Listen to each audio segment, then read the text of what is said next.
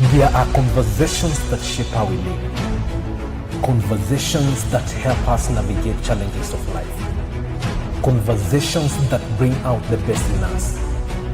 This is where we gather to help each other find the way and unleash our potential. Welcome to the Benjamin Zulu Globe. Psychologist, relationship coach, the one, the only Benjamin Zulu. Benjamin Zulu himself.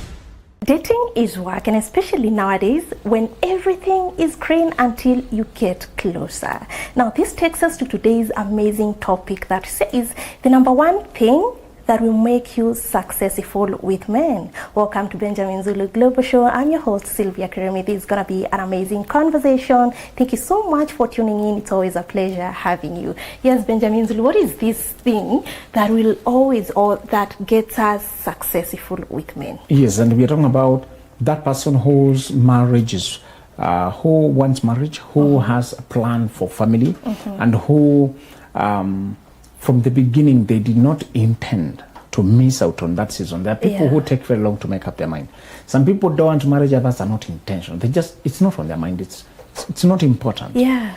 So those ones have their own journey. We're talking about the one who wants marriage and what is that one thing that is different.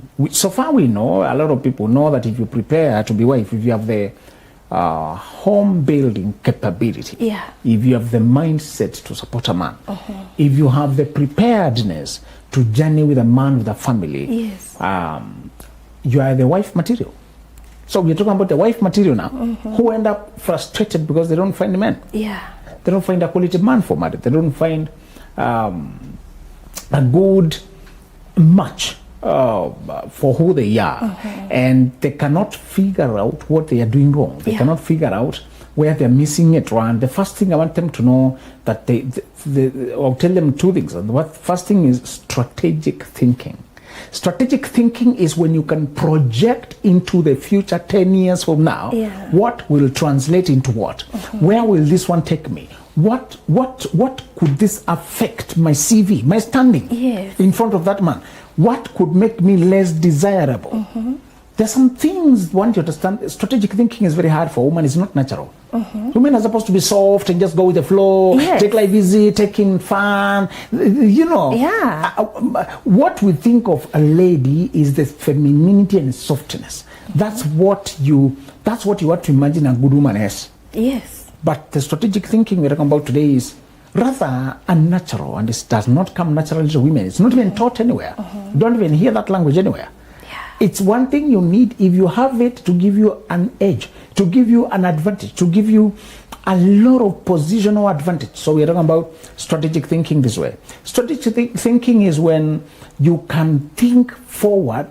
So one strategy in self-development and in actualization is to land yourself in the outcome you want and then backtrack to today, to work as if you have seen how that looks like. The kind of money, the kind of wealth, the kind of life you want, the kind of goals you have, the kind of business success you like, the kind of relationships you like. Fast track in your mind to that. See how you look when you're in front of those rich, enriching relationships. See how you'd look when in front of that big car, big house, big home. And if you find that for that big home you're imagining in that leafy suburb, the place was immaculate and clean, you start cleaning up yourself today. You look there, realize that home you're imagining is spacious and well managed. It has, green life, there are trees, there are flowers, there is a lot of abundance. You start practicing those things now. Because everything you want, your goals are just an outward projection of what happened in your mind. Your mind is the creative realm. The world is just manifestation realm. This glass was in somebody's mind before it became here. Somebody created it fully and saw it. Then they actualized backwards. Everything you see, the book, somebody imagined it and came. It starts here now. When it comes to being wife and getting married, you must fast track to that time when you are getting married. Who could that be? How would they look like? What are the details of when you are as realistic as possible? Because when you try to imagine something happening right now, you tend to land it on earth. You tend to equate it with other things you have seen. Yes. What is possible, what is likely. And you are able, because of just traveling forward like that, the details that become close. There are things that become obvious because you have seen the end. All right? When you go to the hospital, the doctor gives you a prescription. Prescription is the ascription written prior, prescribed. And they're telling you the prescribed that if you follow, you end up where the doctor wants to take you. Yes. They want to take you to wellness, to health. Yes. And to get you there, they give you steps to follow, which they prescribe, inscribe early. Yes. Prior. Yes. You know, if you stick with it, all goes well, you end up there. Sometimes what you want has a prescription, has a something to adhere to. Yeah. I find that the greatest undoing of women nowadays is to think things will fall into place by themselves. That if I'm just decent and honest and clean-hearted and good-hearted, and I don't waste my body, don't waste my life, those things are important, but they're only one hand of the story. Okay. On the other hand, you must be strategic in thinking what will be in place by that time that needs to be built up now. Yes. Sylvia, I'll bet all my money. You can't think that way and start giving your body now to somebody you're calling boyfriend. Yeah. The greatest undoing of women of nowadays. Yes. You see them in relationships saying, I'm in a serious relationship. They are given hypnotic words by men so they can remove clothes before marriage. True. One of the hypnotic words, serious relationship. Serious. A serious relationship, the guy can walk out as if he's coming from a latrine, telling me which serious relationship. A guy can't walk out without any ceremony, nothing, no unceremoniously. Which one? And we women, for not knowing that it's them who are regarded as perishable. They have a pause. I told you are not like men. Yeah. Stop losing yourself. True. Men don't have a pause. You have a pause. We do. We do. Let me tell you, the one thing women don't do is to see where this will lead to down the line. A woman who dares to do this today will become different from our cultural dialogue. A woman who wants to have no shame in front of the man she'll be presenting herself to. And of course, those who want to argue say, will the man also be of equal value? Once you have value, you can choose men of value as well. Anytime you try to teach women or try to challenge them, many of them pick stones to silence you. True. I think dating world has deceived. Dating coaches, many of them, they praise women. They place them on a pedestal. Yeah. I told you a lot of dating teachers don't balance. They pick a gender. They pick a side. Yes. Yeah. And they tend to always praise that side. Always praise that side. So to find a person who is telling them the balanced truth, we talk honestly as men, we talk honestly to you as women, we say what we need to do on both sides. Many people don't want that. They want it to be massaged. If today you raise your eyes and go to the promised land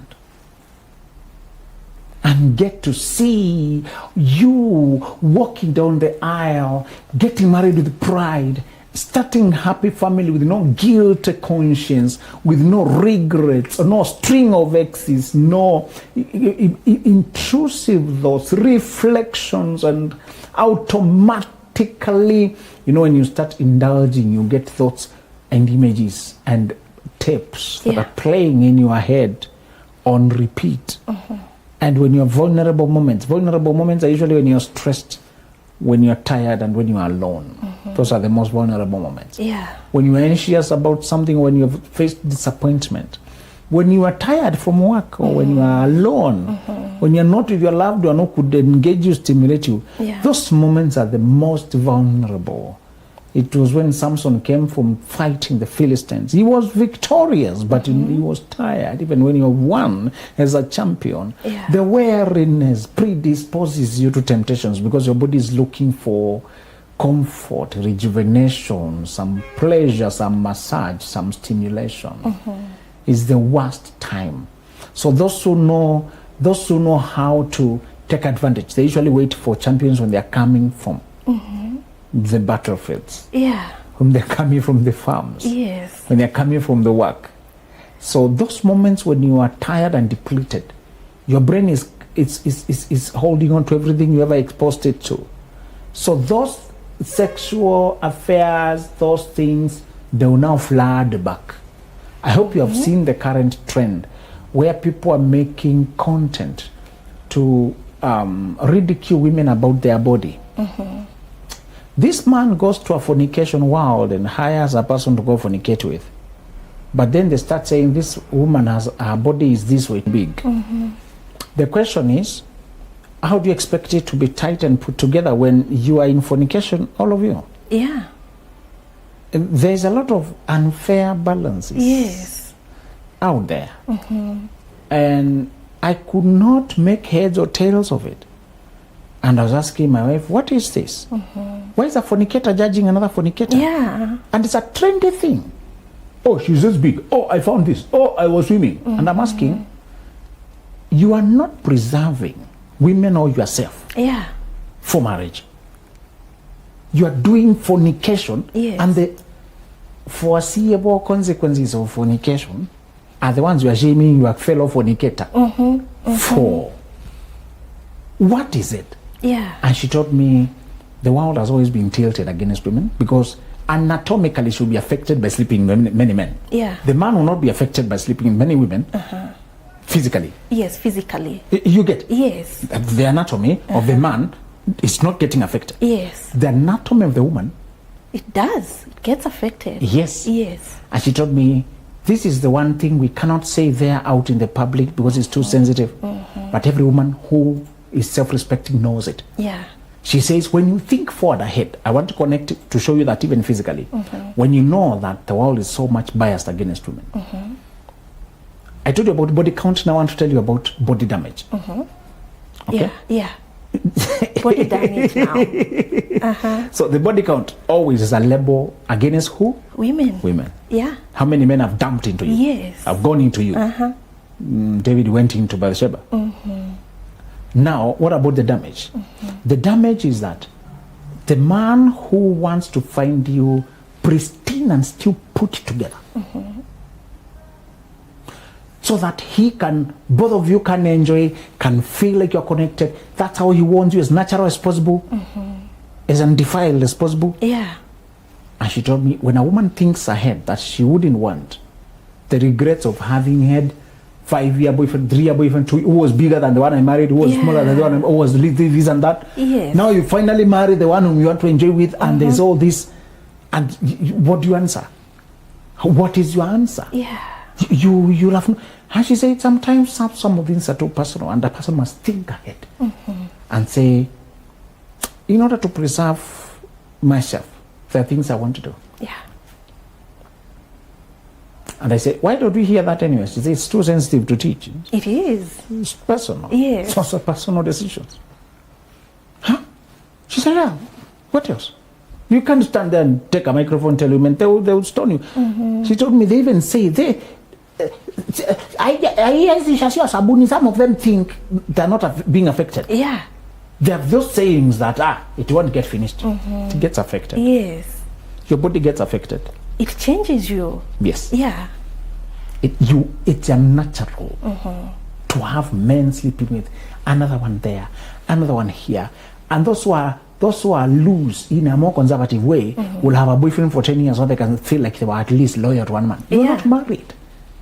The husband still wonders, why am I getting the same thing another boy got for free, but paying the full price? You get? Why?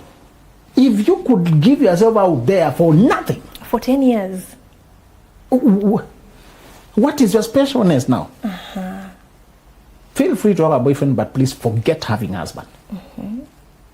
Feel free. We're not saying you should not have a boyfriend. Yes. But forget any reasonable husband coming to marry you. Forget about it. Yeah. We are copying the West too much. The West nowadays, they don't talk about marriage, talk about boyfriend, girlfriend. Even old people, my teachers like Robert Greene, just referring to girlfriend. Teacher, you're growing old. Girlfriend? Yes. You know, there's a lot of shifting in the West. And it's all about money, taxation. They're just thinking it's more self-centered than it is about family and where we are raising our children, the environment, the morality. People are copying them there, and I tell them, you may copy some things and you realize you're in a very different ground than the one you try to copy. The laws there are so stringent, people will still be forced to raise children. You're trying to get children in some of these lawless jungles. Yeah. Thinking it's boyfriend. Over there, a lady told me she had a psychotic episode and the child was taken away by government. Now the child is being raised by government. You are unsuitable. Yeah. Mentally. Here, we don't have a lot of closeness like that. Yes. To tell you that, a woman who thinks ahead will also be detailed in saying, that man for whom I will walk down the aisle and give my body will have been appreciative that I preserved myself for that moment. Appreciative that I preserved myself for that moment. And let me remind you, you're always selling on credit when you're having sex before marriage. Whether you say we are engaged or our parents know each other, or I'm sure we'll get married, you are selling on credit with many excuses. And the power you have transferred completely to the man. You have transferred this, he takes over, and he can determine the pace of things. He can slow things, stop things. He can do anything. Yeah. He is now totally in control. You have nothing else to give a man after you've removed your clothes, after you've given your body. You have nothing else to give. And I find that those women who got a child or had a sex before and not virgin, they tend to think now they have nothing more to protect. So in the future relationship, they also give them fully away. They are confirming that they are now less than. Yeah. It's a confirmation. Yes. You do not help the man to marry you. You make them think it's a second hand. That's how you view yourself. Oh. Yes, you're low after all. Anytime a person comes at you with that vibe, they're testing whether that's how you think about yourself. Oh, you're not virgin, what's special? You have a child, what's special? You're supposed to confront and disagree immediately and disqualify that person from ever talking to you again. That's how you return yourself back to specialness. Remember, it's the purity of your soul. It's the purity. Yes, being virgin is very important, but many of us don't wake up before. By the time we wake up and are hoping, I told you I'm very hopeful. We are raising a generation of sons and daughters who don't have to recover from defilement, that they can avoid it altogether and come to marriage in one piece. Yes. We are really hoping so. It's a very disturbing when you see young women still making mistakes of age old. And you can hardly carry out that dialogue, Sylvia. After you've been teaching so much, after you're working so hard, you still see a 24-year-old who got married through Russia. Yes. Our parents know each other. And now I'm living with the man. Yeah. And I'm telling her, are you married? We have started. So what are we talking about?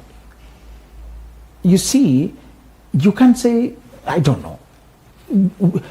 These are learned people. These are people who have a conscious mind. Yeah. But they're following a template that has expired. Yes. They think, and I tell her, do you know when you don't have any certificate like that, that man has not signed anywhere to be monogamous to you? Yeah. To be only you?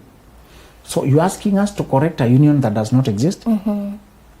And you expect to be treated this way when he has not expressly committed to it? Yeah. But you're already giving your all.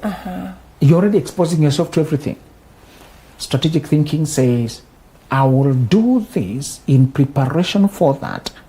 And when I see myself being at the pinnacle of my youth and crossing over now to wifehood, to adulthood, to marriage, to motherhood, crossing myself over, I am seeing a closure of a journey of victory. I'm not seeing a closure of a journey of regrets, setbacks. So I'll tighten my belts, I'll roll my sleeves, I'll fight the temptations, I will, knowing that I'm preparing for season. You even attach a period, a tentative age. Yeah.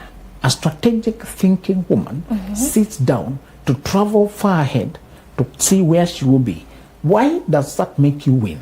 You arrive here like a prepared person, not a survivor. Many women are coming to marriage like a survivor. They have a period of healing. Yes. Recollecting themselves from the mess, correcting mistakes, picking themselves up, cleaning up.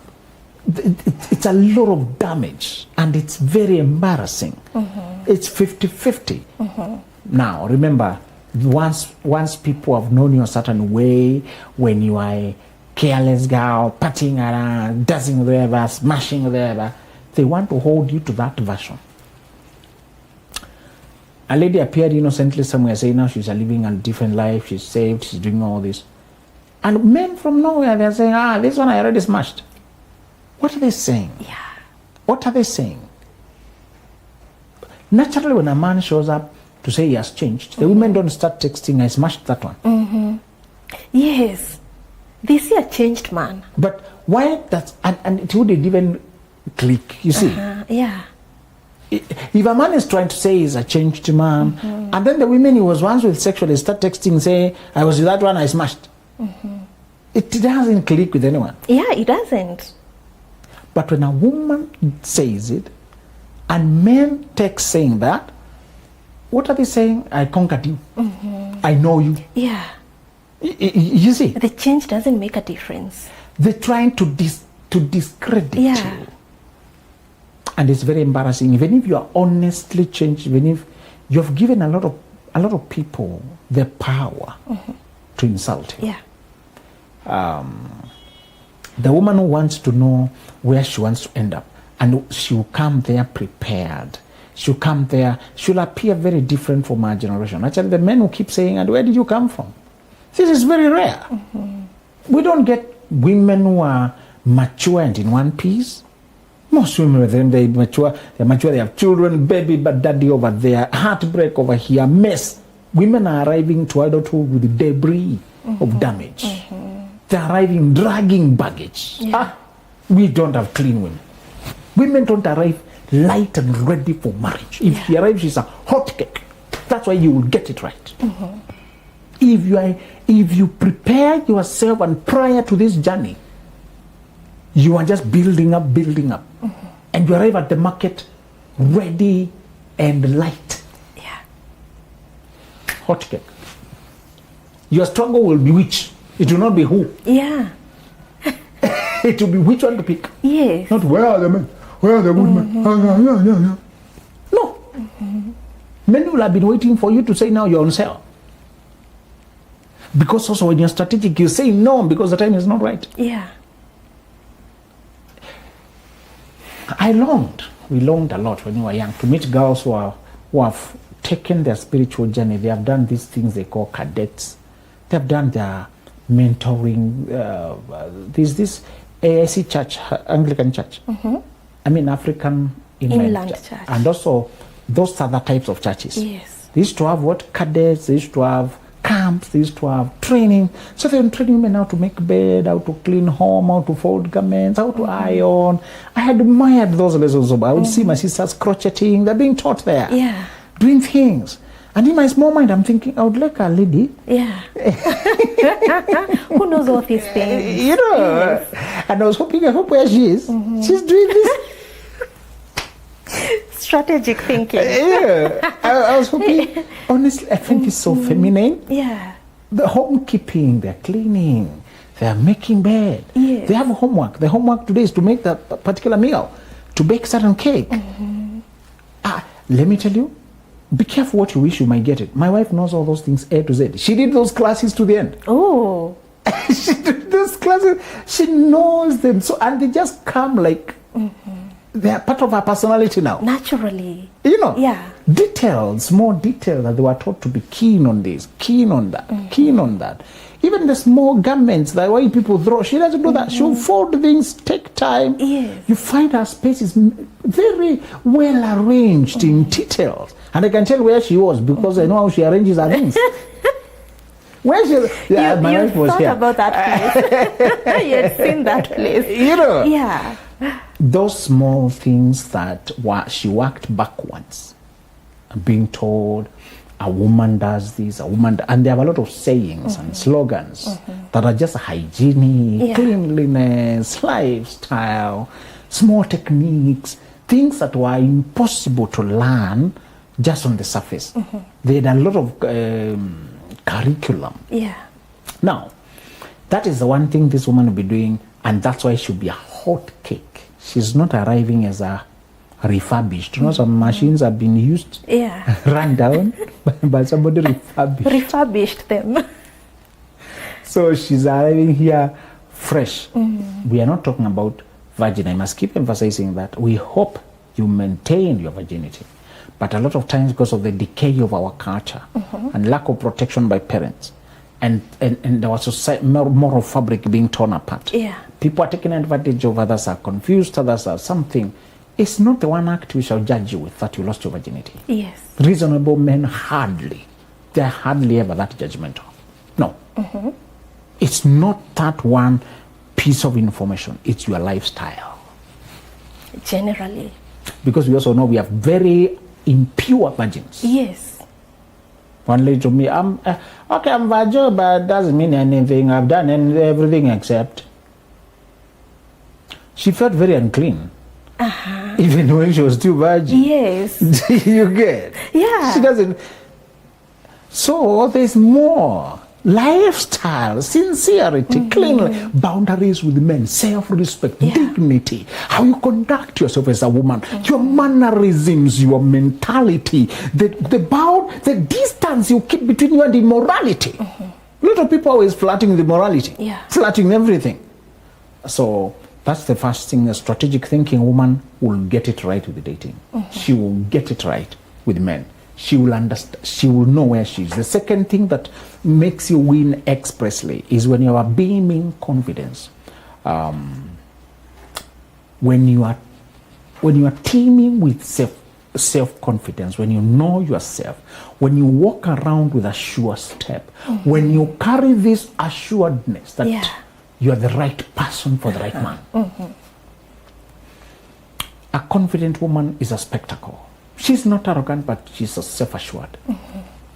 And she is present, makes eye contact, converses with you in an exploratory way. Yes. Not interrogative, anxious, I hope this works out, I've been waiting, I feel late. No. She comes with an attitude of, I know I'll find my place.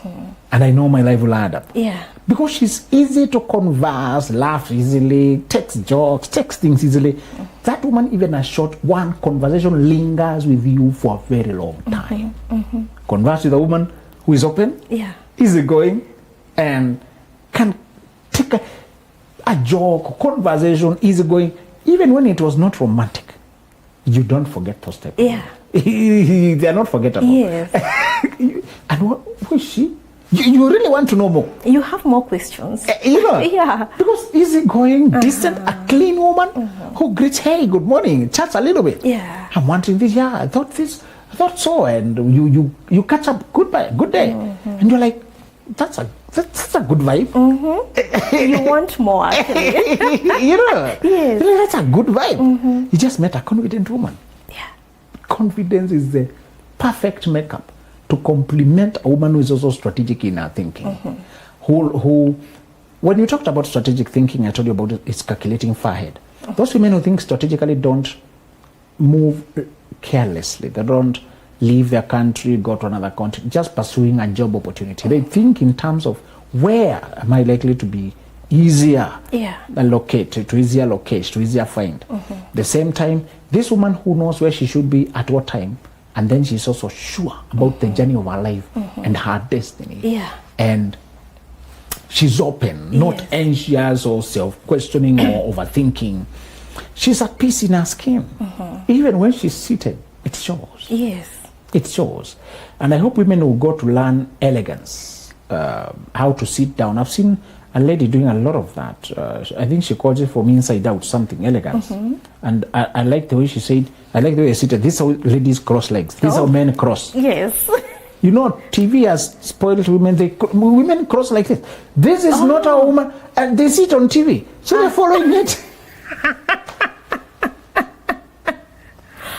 So women shouldn't sit like no, this is masculine. This is feminine. Okay. You know? So, and I say, where are they getting it from? They're getting it from TV. A lot of these TV people, presenters, they don't have elegance. They just have seduction. So they do like this to lift clothes or show this part to emphasize another one. So they mislead our girls. A woman who has learned elegance, a woman who carries herself with feminine decorum, because elegance is about that femininity and decorum. And how you pick things, how you collect something from the ground, how you walk, you know, the gait, the posture, the poise. Those things are small. But when you meet a woman who has been on those things, growing in them, you're mesmerized. Actually, you don't believe that she's available. Yes. You feel compelled to get this one before she's snatched. Yes. Wow, amazing. And actually talking about the sitting posture, it's like for a lady sitting like this, it corrects your back. Wow. Yeah, it corrects your back, because I don't sit like this because I'm on the show, actually. I remember, there's a lady who told me, how do you patch your back like that? You look like you work on TV. Back then, I was in college, actually. Wow, I like that. Yes. Now, there's something I want to read from this book, that is Before You Say I Do. Once more, ladies, your success in dating will be determined more by your behavior and how you carry yourself around men than by your beauty and how many males are in your inbox. Doing sleepovers at a man's house is not a part of dating, but a part of being cheap. Yes. It will leave you feeling dumb when you remember how many times you've borne yourself to a man and you're still out there tamacking. If a man begs for a sleepover, you should use it as an incentive for him to move things forward by saying you can only do that when you're his wife. Yes. Yes. And also when he's asking for those things, you should wonder how many other women he sleeps over with. Yeah. You know? And sleepover is not just about the night, it's about the activity. Other people don't sleep over, but they do the same things. Yeah. We did not stay together, but we got a child. You did the same things. The staying is not the thing. True. You know? Yes. So remember, you are the commodity at bargain. You are the commodity being bargained for. You are what men want to keep to find preserved. Ask yourself what your husband will find special. When you have guests, you make special meals for them. Yeah. When you have a guest of honor, the husband of honor, what are you keeping for him? Let him find something special that men were not accessing. Yeah. Yes. I also imagine the conversation around when probably you don't know if your man has been with other women out there, but yourself as a lady, you're not a virgin. Yes. Yes. Even if both of you had a previous life, remember what matters right now is the journey you are on. Yeah, true. And we said when people change yesterday, because if that's not a real change, usually check the couple of years before you arrived on the scene. The previous years before now, many people tend to show you now the pattern of their life. When they have cleaned up, lived differently, they have a spiritual life, they have a personal life accountability, they have a career life, they have an emotional healing, they have wellness, they have discipline and dignity. That's what you should believe. Yes. Wow, amazing. Now, this book, that is The Gentleman's Playbook, there's something that you've written and you say, if you're not careful, you'll be innocently looking for love only to end up becoming a daycare center for childish lovers. Now,